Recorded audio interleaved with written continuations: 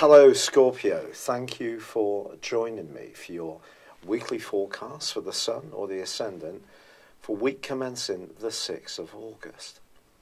This week begins with Uranus, the planet of surprises, but the planet that's exalted in your zodiac sign, slamming on the brakes to join up with the other planetary retrogrades, along with the North Node in Leo.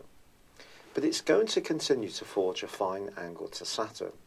So if you've got some interesting and constructive ideas where you can work closely with another person, perhaps in an enterprising way when it comes to a business matter, then there's a great chance to progress this in a very productive way. However, Uranus does continue to clash with your traditional ruler of Mars, and this is tough going. It can create a lot of nervous energy, and it's possible this is going to go on for the next 2 weeks. I've got to just be honest about this. And with the Sun, of course, and also Mercury right at the top of your horoscope in your solar midheaven, and Mercury tracking backwards, maybe it's around work or responsibilities or worldly interactions where you are set to feel the pressure the most. But there is an opportunity to make progress. It is true that Venus moves into a more reflective area on Monday, suggesting delicacy, sensitivity around all sorts of relationships are going to be important in the next 28 days. But is someone from your past going to make an important re-entry into your orbit? It is possible. It may not be that you're actually going to physically meet. Perhaps they're just going to come up in your consciousness and you're going to check them out on social media. Then again, some kind of connection is possible, especially as far as an old flame is concerned. But equally, I feel that the partial solar eclipse, which occurs on Saturday, is a wonderful platform for you to really put your best foot forwards over the next half year, to be much more self-confident. So if you are looking to change your role as far as work is concerned and do something more enterprising, perhaps where you are working with more open-minded and stimulating types of companion, I do feel that that's something you can get a lot from, particularly when your traditional ruler inverts back into Capricorn for a month from the end of this week. That's going to give your passion for your ideas a huge boost, and you can articulate them in a very potent way. And with the Sun through the partial solar eclipse, and once Mercury goes forwards on the 18th, pushing you on, if you really take your talent seriously, you're going to find that others will too. It's been a real pleasure being with you, Scorpio. I'd love it if you would like or comment on this video, or if you've yet to do so, please do subscribe to this channel. Thank you. Hello Scorpio, thank you for joining me for your monthly forecast for August for the Sun or the Ascendant. Now there's going to be a lot of discussion by YouTube astrologers about the amount of retrogrades that are going on this month. The North Node in Leo goes through 3 of them, but it goes through retrogrades each month anyway. Mercury, of course, is tracking backwards in a potentially tricky part of your scope for career and your worldly involvements through to the 17th. But it's your modern ruler Mars, of course, your most thrusting energy, that is tracking backwards and in fact inverts into the sign of Capricorn on the 13th and will not come out of retrograde until the 27th. But that is forging a fairly combustible right angle to Uranus, it's true, which is in your sector of relationships. But with Neptune and Pluto also tracking backwards, joined by Uranus on the 7th, I want to explain that each year the 3 higher octave planets of Uranus, Neptune and Pluto track backwards for 5.5 months each year. Now Pluto tracking backwards might, on the face of it, seem to be more difficult because it's your modern ruler, and it's true that some of your thinking may continue to go through a period of change, especially as far as your values are concerned. But you know, in the part of your thinking, you also have Saturn, the planet of structure, and that's actually forging a brilliant angle to Uranus all through this month. So just because planets are tracking backwards doesn't necessarily mean that the whole world is going to grind to a halt. The particular angle between Uranus and Saturn sees you being able to change your thinking, but at the same time, especially about how you interact with people, but in a way which is very solid and progressive and stable. So that's really good. Also Jupiter, the planet of growth, optimism, learning, travel, and traditionally in astrology of luck, is in your sign, forging a glorious angle to Neptune all through the month. If there was ever a platform for you to express your individuality and flair, this combination is certainly it. You can really bring inspiration to situations. But the Sun, it's true to say, along with the North Node and Mercury, are in the most visible part of your situation. So the month begins with you thinking very much, I feel, about your role in life, your personal identity, in terms of how you believe other people perceive you, the type of work you might do, the type of organisations you may be involved with in your local community, particularly if there's any kind of voluntary aspect to them, or where you have big responsibilities, your goals and ambitions. And Mercury tracking backwards in this area, for sure, could throw up some challenges.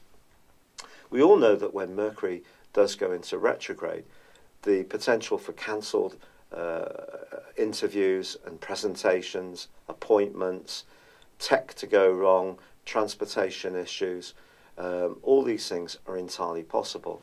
Now, I'm actually recording this on the 26th of July, and because I haven't been so well, and so this is the first day of Mercury's retrograde, and two things have already come up for me today, which are definitely very Mercury retrograde. But what we have to think about is the things that we can influence ourselves. So if you micromanage the things you can influence and create plan Bs on any big strands that you're trying to achieve around big ambitions, then this will help you to deal with the inevitable glitches and mix-ups and delays that might happen. Now that can create frustration, it's true, but if you do find yourself rethinking something, especially around a goal or ambition, it's probably going to be by the 2nd of September when it finally unravels for you.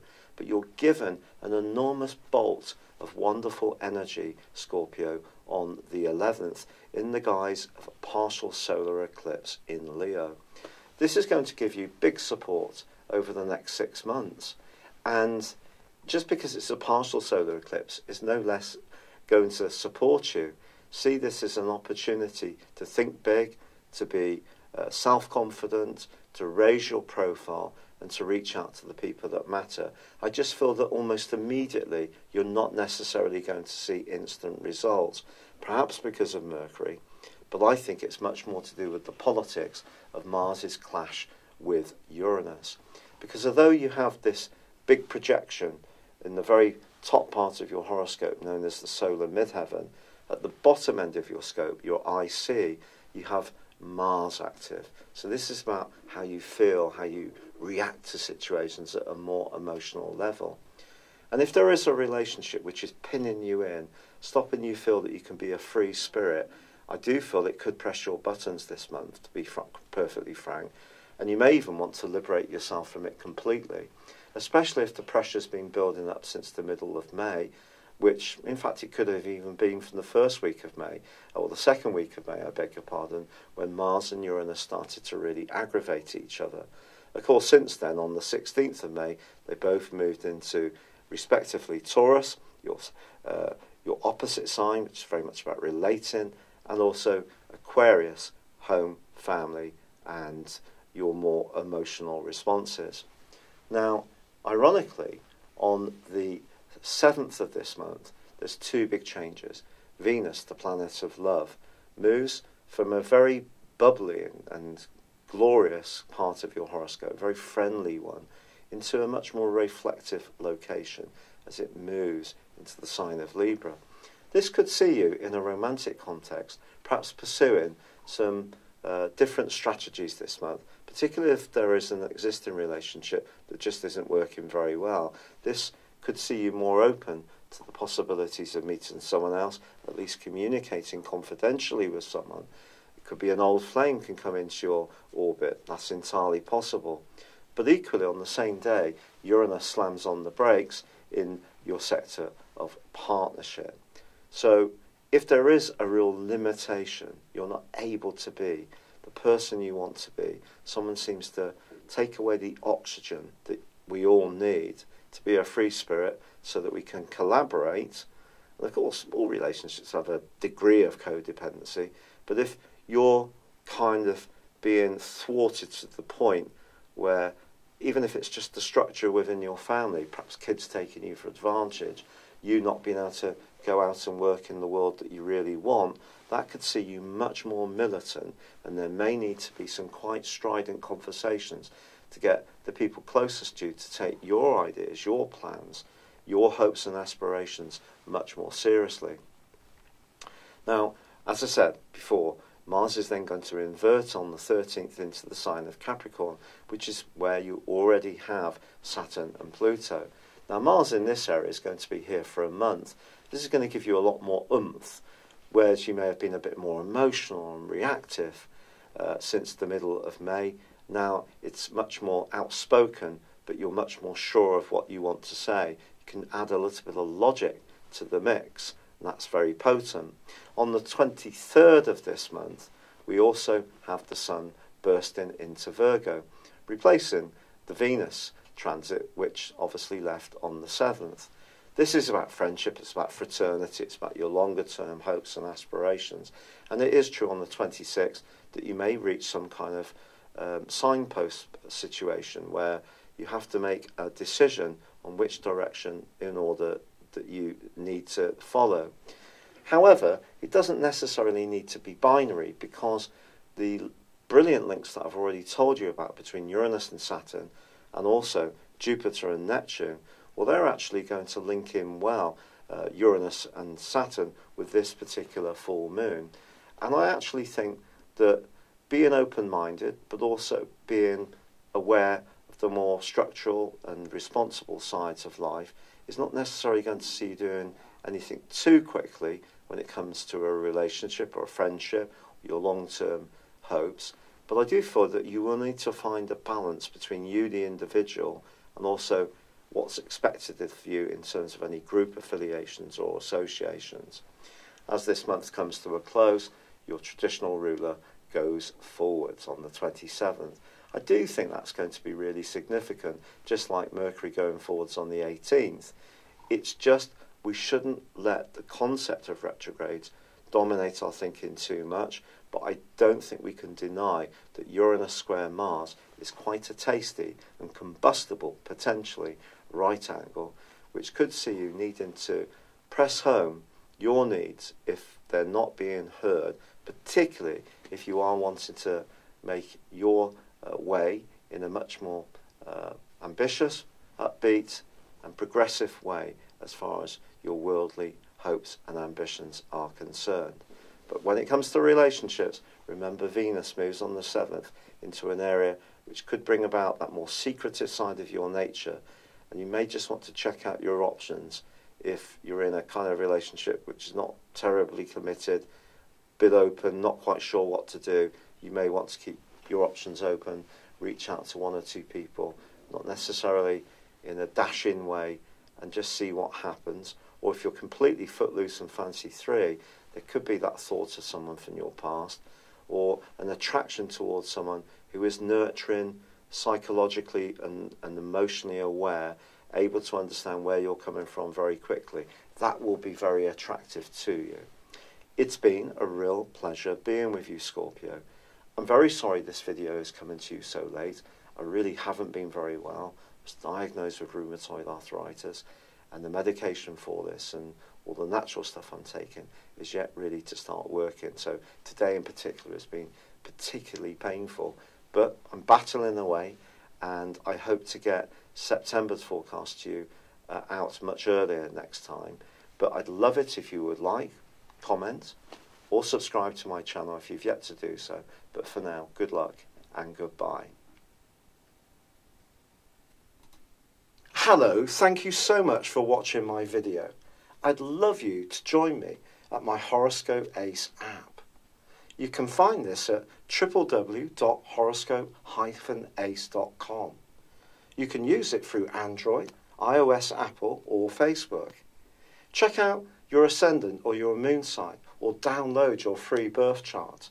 There's all your favourite videos, plus there are daily, weekly, monthly and yearly horoscopes for general, love, Chinese and Indian astrology.